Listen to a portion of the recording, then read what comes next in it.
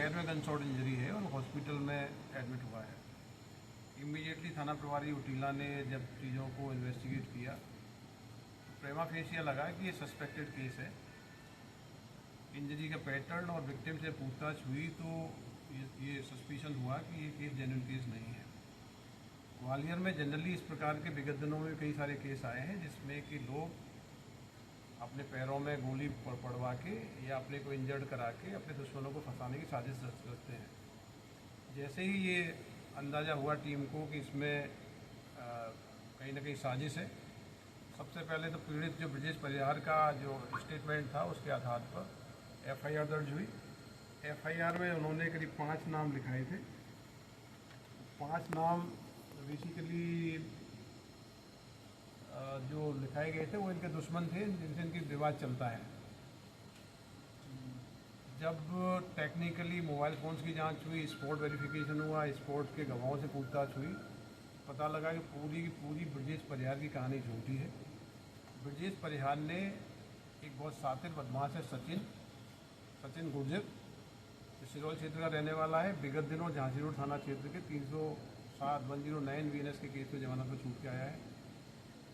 सचिन गुर्जर का विवाद एक ज़मीन को लेके जाटव समाज के लोगों से चल रहा है। उस ज़मीन का एग्रीमेंट सचिन गुर्जर ने कराया था, ज़मीन की रजिस्ट्री नहीं हुई, सिविल मैटर है।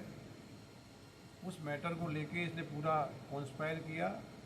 सचिन गुर्जर ने ब्रजेश परिहार और इन सबको मिला के ये तय किया है कि ये पैर में गोली पड़वाएगा और उसके एवज में इसको 4 लाख रुपए की राशि दी जाएगी और इसके बाद अपने जो ज़मीन संबंधी विवाद की पार्टियां हैं उनके अगेंस्ट 307 की एफआईआर होगी। क्योंकि प्रेमा फेसिया कॉग्निजेबल ऑफेंस था, उसमें एफआईआर दर्ज की गई। जैसा पीड़ित ने बताया वैसी एफआईआर दर्ज की गई।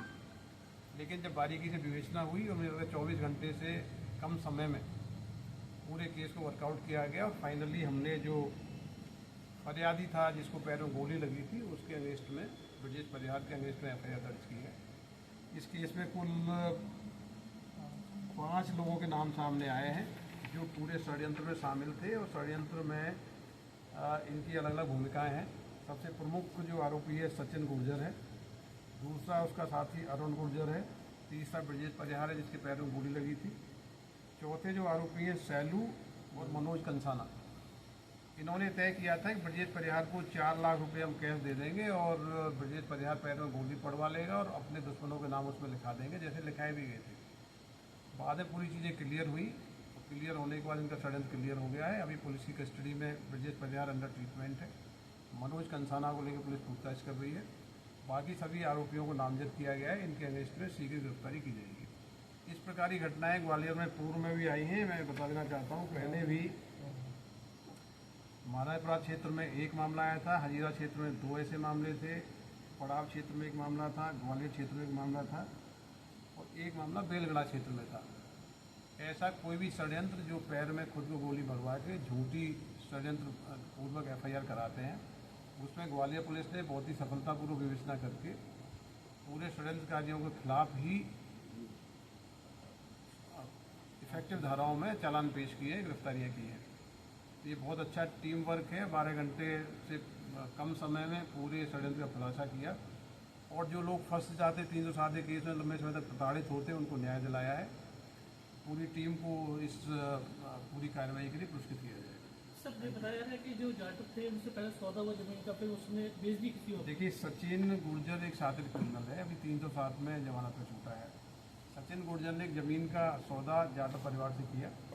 जाटव परिवार को ज़मीन के एग्रीमेंट के एवज में नकद राशि दी गई, लेकिन ज़मीन के मूल्य को लेके इनमें विवाद की स्थिति थी, रजिस्ट्री हुई नहीं थी। सिविल नेचर का मैटर है जो सिविल कोर्ट्स में अंडर ट्रायल है। तो जाटव समाज के लोगों पे जो भूमि स्वामी थे, जो भूमि स्वामियों